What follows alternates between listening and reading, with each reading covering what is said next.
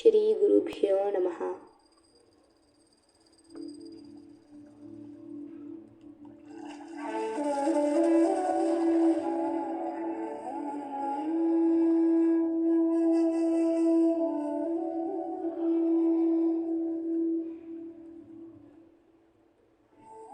ಧ್ಯಾನಂ ನಾಮ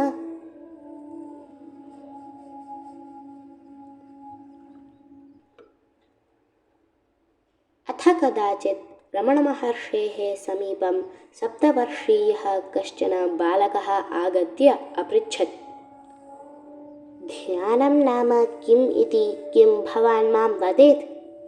अहं यदा एतं प्रश्नं पृच्छामि तदा पितरौ वदतः, इदानीं तद्विषये मा चिन्त्यताम्, अग्रे त्वया ज्ञायेत इति। रमणमहर्षिः अवदत्, त्वं मम पार्श्वे तूष्णीम् उपविश, अहं वदामि इति। किञ्चित् कालानन्तरं कश्चन भक्तः तत्र आगत्य किञ्चन करण्डकम् आनीय रमणमहर्षेः पुरतः अस्थापयत्। करण्डके दोसाखाद्यम् आसीत्।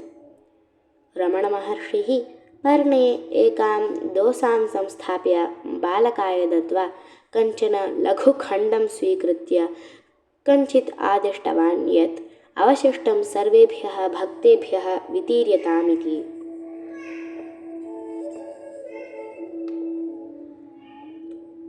ततः सः बालकम् उद्दिश्य उक्तवान्, अत्र पश्य, यावत् अहं मम प्रथमाम् अङ्गुलीम् उन्नीय हुम् इति न वदेयं तावत् त्वया खादता भवितव्यम्। मम सूचनादानात् पूर्वम् अपि त्वया खादनं न समापनीयम्। हुम् इति मया सूचना यदा दीयेत तदा त्वया खादनं स्थगनीयम्। दोसायाः भागः न अवशिष्येत अपि इति।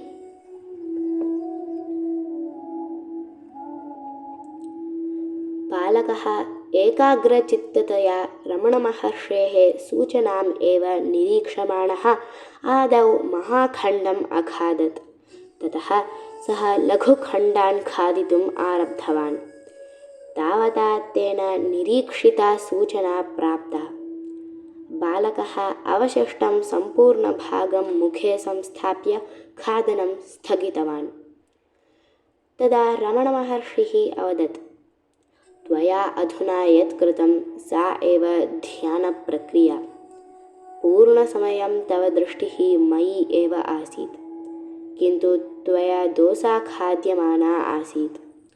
एवमेव मनः भगवती निक्षिप्य त्वया नित्यकार्याणि कर्तव्यानि।